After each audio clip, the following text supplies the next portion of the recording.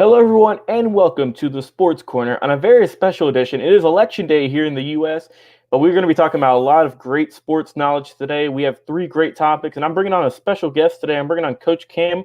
We'll get to him in just a little bit. The topics we're going to be talking about today. First, is Carson Wentz a bust, or is it team injuries that's making him underperform this season? Next, we're talking about who is to blame for the Patriots' struggles. And finally, we're going to be giving our predictions for who we think is the front runner for the Heisman Trophy winner in college football this year. Be sure to tune in for all that and more in just a little bit.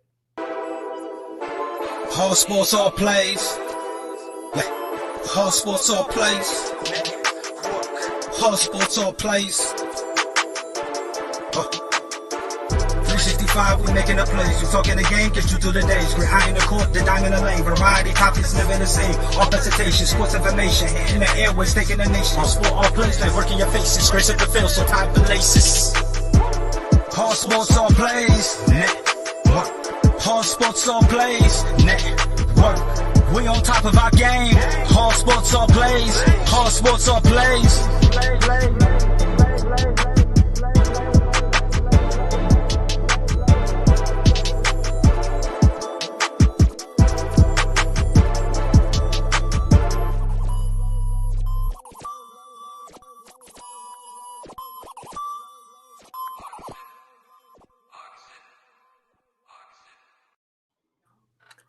Hey everyone, we are back from that amazing intro. We always love get hype for that and always gets us going in the mood, talk some sports.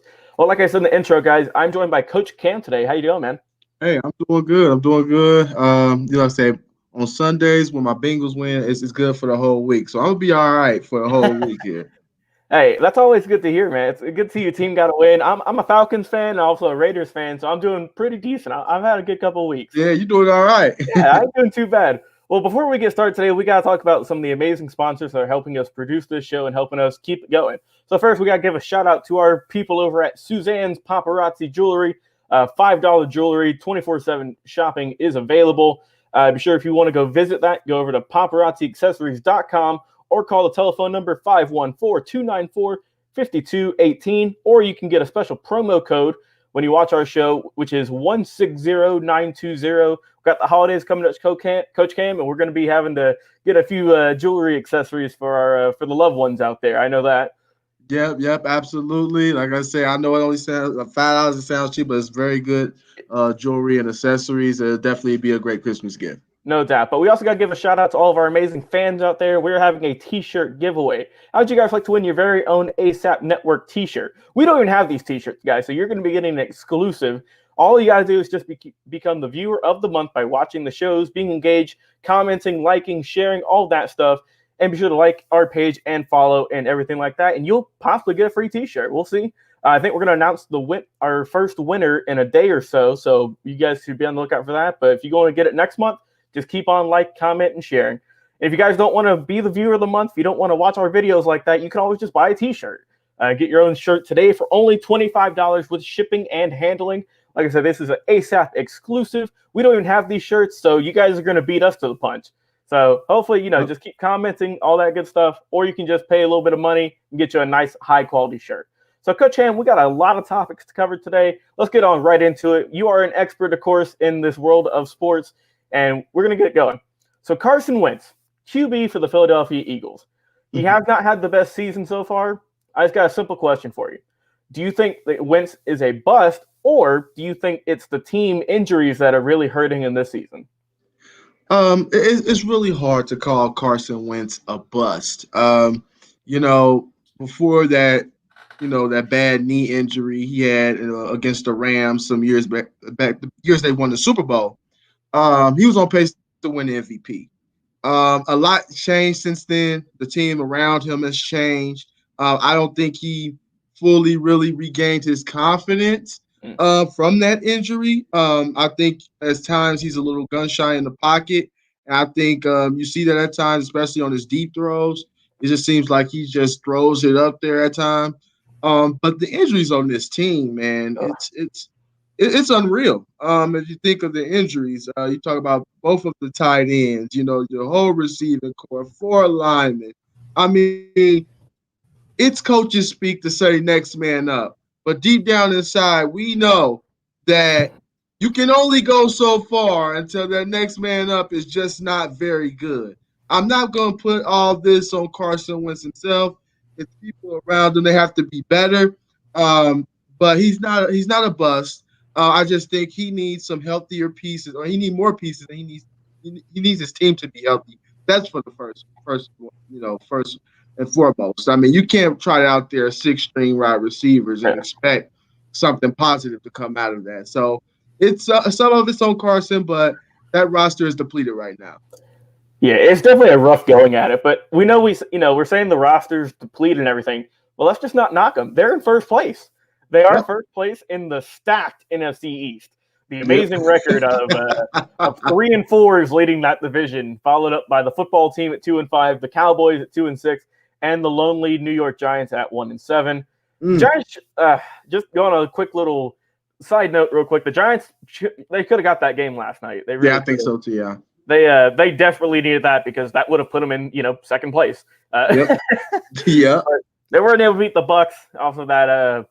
Some were saying the PI call at the end that should have been called, that wasn't.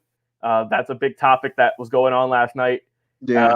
But they needed all the help they can get, and that division just continues to struggle. It's something you just look at and laugh, like, man, these guys don't even have a 500 record and they're in first place.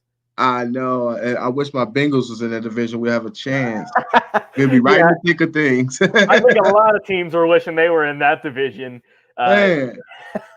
But, yeah, the Eagles, they do have their struggles, but they are in first place, though, so you can't really knock them too much. Like you said, with all those injuries on both sides of the ball, they're holding on. I'll give them that. They are holding on somehow. And, props to them for sticking it out so far, and hopefully they can hold on to that very narrow lead going into the next couple of weeks left in the season. Absolutely. So on to our next topic here. We're going to be talking about who do we blame. We're talking about the Patriots now. As you say, they're not having the best year. No. Cam Newton is struggling mightily. Some people are even starting to put the blame on Bill Belichick even. So, Coach Kam, my question to you, since you are a coach, man, who do you blame? Do you blame Belichick, Cam Newton, or someone else? Oh, man, I've been hearing this question, like, who do we blame for this kind of mess in New England? I mean, that's kind of different for us to hear that New England's a mess. I'll point the finger at Bill Belichick. Okay. Yes, I do, because his arrogance over the course of the years is the reason why they are here today. You can't keep trading veterans because you don't want to pay them. And replace them with marginal guys because you feel like your scheme is better. Your scheme outweighs the talent that you put on the field. That's what's happened with Bill Belichick. Last time I checked, in any league, it's a players' league. You have to have talent on your roster to succeed. And don't get me wrong, they got hit with COVID. A lot of people opted out for COVID as well. I get that. But this roster, if you look at this roster, it's not very good. It's not very good. And you have to look at the draft classes. That's the reason why. If you look after probably about since 2012, they haven't had a very good draft. A lot of swing and misses outside of Chandler Jones and Dante Hightower. And Chandler Jones, one of those veterans, they decided not to pay and trade. That's it from those two classes that you really look at and say, or maybe Joe Thuney, the guard, but you look at the rest of their picks, it's swing and a miss. And when you miss on the bulk of your draft classes, you get this result. And it just showed how much Tom Brady covered up and how much holes he covered up over the years. And like I said, Belichick ego caught him. He caught him. He wanted more credit than the player. As a coach, I can sit up here and tell you, you will never get more credit than the players. When the team wins, the player's you're supposed to win. If you lose, it's your fault. You know what I mean? So you will never get more credit than the players. And I think the ego caught up to him. I put this on Belichick. Yeah, I'm going to go a different route. You said Belichick, but I got to go with just his lineage has been amazing. And we've seen what all he's been able to do throughout his career. But I got to put this on Cam Newton. I'm going to say this solely based off the fact that he has had a horrible season. I know he had the COVID illness a couple weeks ago, and he got signed, so I think it was a $1 million one-year deal. So he's coming in. They basically just had him come do a tryout for him. And so far, that experiment has not been working out very well. 2 touchdowns on the year, 7 interceptions. That is not what you want out of a starting quarterback, and you're not going to get many wins if your QB is throwing for 7 picks throughout 6 games. Also, he's been sacked 12 times, so that offensive line's not doing the best to help him out either. They have a lot of issues. It's weird to say that the Patriots have issues because we've seen just how great they've been over the last 20 some odd years with Brady and everyone else on that team. And there's something that came out tonight, and I want your opinion on this. Mm-hmm. There's talks and there's rumors about Stephon Gilmore, the reigning defensive player of the year, possibly getting traded. Now, this is the last year of his deal I saw. He has it would be a $17 million cap hit. So do you think there's rumors that they could get a first-round pick for him, which would be fantastic considering if the Patriots struggles continue even more, that might be worth a shot. So what do you think about that trade? And who do you think would need Gilmore to help bolster up their secondary? Ooh, I mean, that's that's a lot of teams that would take Stephon Gilmore. I mean, he's one of the best corners in the game. Man, that's a really good one, because if you look at it, especially I know he's a very good player, a defensive player of the year, but I don't know if anybody would want to spend a first-round pick on somebody that's probably going to be a free agent come here soon. That's going to be very, very tough to get a first-rounder, I think, out of a lot of teams. But if I think of a team that could use him, at this moment in time, especially at the cornerback position. I mean, they traded for one. They traded for one yesterday. I was going to say the Titans, but they traded for Desmond King yesterday, and that was kind of a spot where I thought that he could possibly land. But if I'm someone like the Cleveland Browns, and of course, as a Bengal fan, I hate them. But if you're the Cleveland Browns and you're trying to get over that hump and really make a second half push and get to the playoffs, this is a player, or you need to make a couple calls to see what you can do. Because I think if you put him on the opposite side of Denzel Ward, a pass rush like Myles Garrett, you're talking about potentially a scary defense on hand, and you don't know where to throw it to because both of them are ball hawks. So if I'm outside of Tennessee Titans, which made that move yesterday, I would say the Cleveland Browns. Yeah, Cleveland would be a great pick for him, especially with the Browns. They're trying to get over that hump of, not being perennial losers. So that would be a great pick for Cleveland to get, especially with that Odell injury and their loss to the Raiders this past Sunday. They need a little pick-me-up. Yeah, so exactly. That would be a great pick. Just kind of looking over some other teams here that could maybe get a little bit of help. I'm looking here. Could you imagine if he went to the Bills, though? Have Tre'Davious White and Gilmore side by side. We go back to the Bills. That would be nice. That would be dirty, having those two. Yeah, it would. But I don't know. I don't see them trading in the same conference and everything. I don't see that happening. But that's just a fantasy type scenario if that would happen. But man, that would be a nasty 1-2 punch. It would be the best 1-2 punch we've seen in a cornerback position for a while. That's for sure. I'm looking here. Let's see. The Saints also.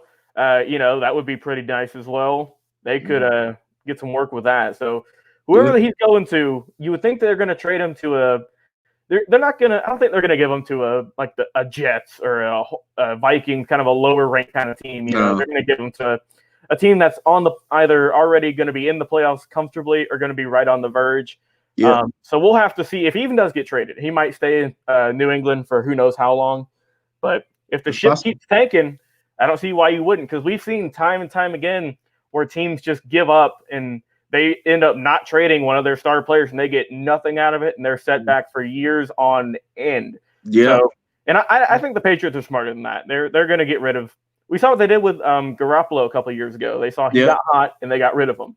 And while looking back on it now, it'd be like, man, it might be nice to have him, but it's better to get something it's better to get something than nothing. Absolutely. Absolutely. Like I said, we'll have to see. The trade deadline is coming up pretty soon, and we'll have to see who gets moves. It's going to be a lot of fun. I know we're all going to be talking about it here on the network, and we're going to be giving our reactions, either good or bad. So we're definitely going to be keeping an eye on that. Absolutely. So our final topic for today, Coach, we're going to be talking about switch things over to college football now. We're going to be talking about the Heisman Trophy. Mm-hmm. So, look, man, college is back. It's back. I'm happy for it. And I just want to let you know straight up, who do you think is going to get the Heisman? So far, I think we're, 8 weeks in or something like that? Yes. Yeah. Who do you think is going to get it? You know what? I think I was a couple weeks ago. I probably would have said Mac Jones, the quarterback from Alabama. It's almost like he's having a Joe Burrow-esque type season where he's kind of coming out of nowhere. If you were to draft him, you've probably been drafting late rounds before the season, and now he's like lights out. Numbers across the board are almost even. With Burrow. But the wow factor and just, plays that he makes, I'm going to go with Justin Fields. The way he's played the last 2 weeks, even though it's their first 2 games, it's just been lights out. The only times they eat incompletes a pass is when the receivers drop them. It's not that he's inaccurate. He can make plays with his legs. The game looks very, very slow for Justin Fields, and I noticed that against Penn State the other night. The game is just moving in slow motion for him, and that's who I have right now as my Heisman. It's my Heisman Trophy winner.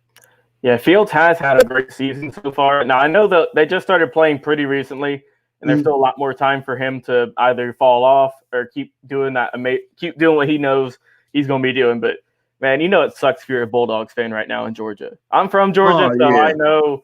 I'm not a Bulldogs fan, but I know a lot of people that are, and they are just kicking themselves. Like, God, we let this guy go for, Jake Fromm and whoever else. And now they're stuck with Stetson Bennett, who he had a good week or two, but now you're starting to see why he's a third string quarterback now. Yep. And JT Daniels, he's not playing. He has that ACL injury. We don't know how he's going to be. And Dwan Mathis, I've heard rumors that he might be going in the transfer portal. So Georgia's got a heck of a situation right now. They're, in my opinion, they're one of the worst top 5 teams in the country in the last couple of years. Because I've been able to watch them play, and they're not that good. They're not. Yeah, I definitely agree with you about Georgia, especially watching them last week against Kentucky. Oh God, yeah, 14-3, and it's just like and just to bring it on a broad scheme of things with college football, it's like I understand they play in the SEC, and I know SEC teams are good, but it's like Kentucky's not that good right now. They're 2-4, and it's like if they win 14-3 against them, it's okay. Any other team barely wins 14-3, struggles against a lower tier opponent, they may drop, and that's kind of like where my issue is. Like with college football, is like because I can look at. Don't get me wrong, Georgia is a heck of a football team. They started off. They start off with a great game plan against Alabama, no doubt about it. However, it's they have to start making some plays in the air. You got to start throwing the football because you're not going to beat Bama. You're not going to beat your Clemson. None of those teams in the college football playoff race if you can't throw the football.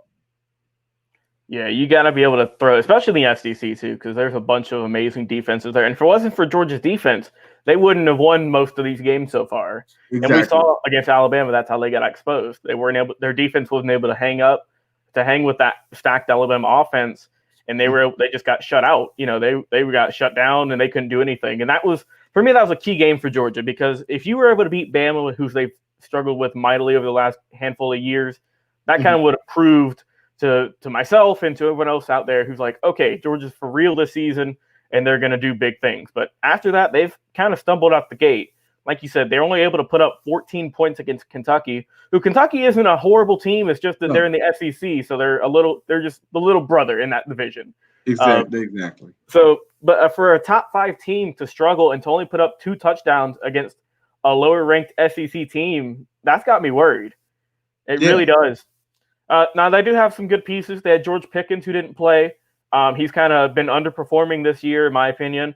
Zamir White is trying to get things turned around for the running back position, so he's their kind of bright spot.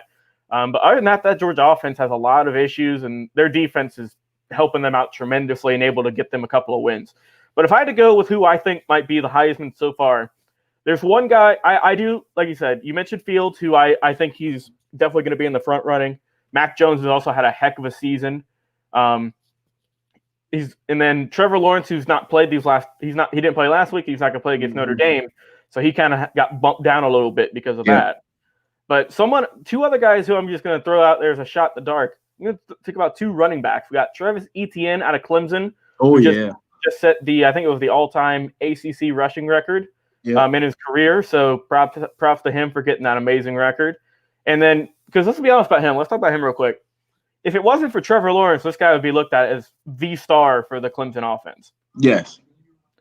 Because that's the thing. You're always gonna get the back seat to the quarterback. So you're always gonna not get as much shine as he should have. But this guy is one of the top running backs in college. I'm gonna talk about him, and then the other guy who might be a sleeper for a Heisman pick if they can put up great numbers. We're gonna talk about Najee Harris out of Alabama. Alabama just knows how to produce running backs, don't they?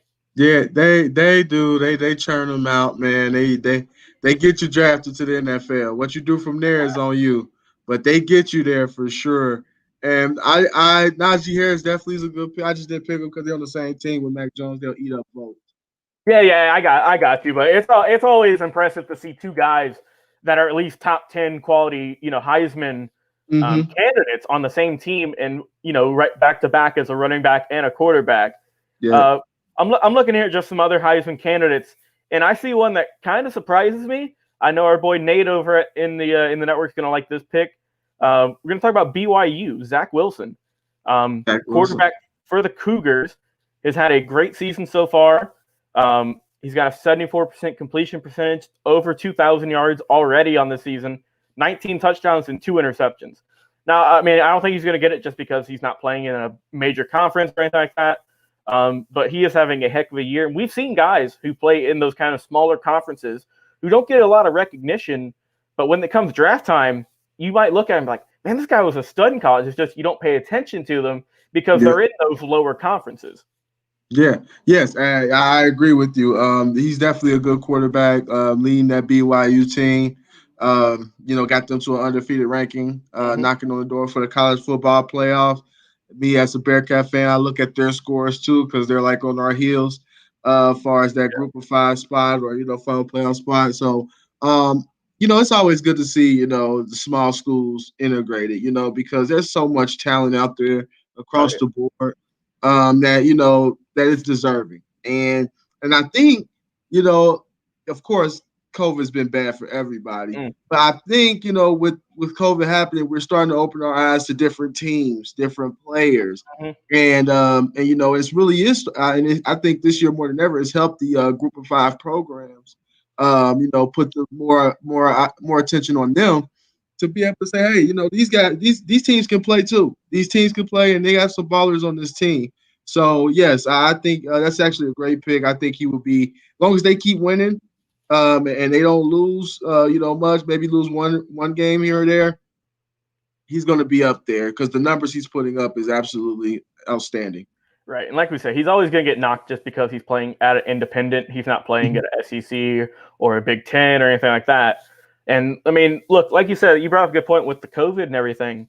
A lot of these teams haven't really been able to play much, like the Ohio States. The Pac-12 haven't even played a game yet. Exactly. So you're starting to get a little bit more shine on the lower thought of schools like the BYUs who are a 7-0 right now. And it's crazy to think that they're in the top 10 also, just because you would never thought going into this year. It's like, man, an independent is in the top 10? But anything can happen this season. I mean, they're ranked above Wisconsin, who's only played 1 game, ahead of Miami, who's played 6 games, and they're right behind Florida. So we'll see if BYU can keep winning. We'll have to see just how high they can climb up the ranks. And, that would be one of the most probably amazing sports stories in the last couple of years, knowing that a lower independent school might be able to crack the top 5 potentially. Yes, especially being independent, and you look at the schedule and the games that they have. Unfortunately, it looks like they weren't able to get many big games on the schedule this year. So that would be amazing for them to see how high they can jump up. It's just going to be interesting especially the two teams that I'm looking at as far as Group of 5 right now, BYU, Cincinnati. It's going to be interesting to see how the College Football Playoff Committee treat these teams, because we've seen in years past, especially with Central Florida, they were undefeated, and when the first college football playoff ranking came out, they were like 15. Right. So we have to see how that plays out. I'm hoping that you look at you look at these teams and you can see that they could possibly compete and not go off of who they play. You can't help who you play. These schedules come out 5 years in advance. Yeah. You can't help who you play. I mean, so we got at some point, these Group of 5 schools, they Division I schools too. They they're FBS schools too. So we have to treat them as such. And if they go undefeated and they're up there in the rankings, they need to be treated as such. I'm going to say this and we'll end it. Give BYU some respect out there. They are doing great things over in that program, and we'll have to see just how long they can carry on this hot streak. So we'll have to see. Well, Coach Kam, do you have any final thoughts on today's show? Anything you want to promote? No, man. The show was great. I appreciate doing it with you. Continue to like, subscribe. Doing everything on YouTube. Yep. So hey, I'm excited to be here. Excited to be a part of the network. I'm with you, man. Well, we got to give out another shout out to our sponsors one more time for helping us out with this program. We got Suzanne's Bling Paparazzi, our great people who've been sponsoring us since the beginning of the network. If you want to get some great $5 jewelry, please go over to paparazziaccessories.com /160920 to get you that promo code, or you can call up there to Suzanne Lloyd at 541-294-5218 to get you guys some nice jewelry for the holidays coming up. Also, if you guys want to get a t-shirt, be sure be the viewer of the month. Watch our shows, be engaged, like, comment, share, subscribe, share it to all your Facebook groups, share it to your main page. Let everyone know what we're doing over here, because we're one of the most consistent networks on Facebook and YouTube. We put out content almost daily with a bunch of great people on our show. We have a great network, a group of guys. We have a lot of guests that come on. We got a very special guest. I ain't going to spoil who it is, but we got a very special guest coming up pretty soon into the week. So you guys be tuned in for that. But if you guys don't want to be the viewer of the month, if you're too lazy to comment, if you don't want to subscribe, anything like that, you can buy your own t-shirt. Only $25. Just pay shipping and handling. If you guys want to get a t-shirt, put it in the comments, send us a message, anything like that. We will get you your very own ASAP Network t-shirt. And you guys are going to be exclusive because we don't even have them. So you guys are going to be walking around, go and get some groceries, going to the mall. You got your very own ASAP Network t-shirt, looking cool. And we're just going to be here waiting to get ours one day. Freddie, I'm looking at you wherever you're at, man. We need our t-shirts. So hopefully we can get that figured out. But for my guest, Coach Kam, man, I appreciate you coming on the show. Great talking with you. It's our first show together, so I'm happy we were able to get that going. Yes, sir. Happy to do it, man. Love to get you back on. And without further ado, guys, this has been the Sports Corner on the ASAP Network. And we'll be talking to you guys a little bit later on the week. See ya.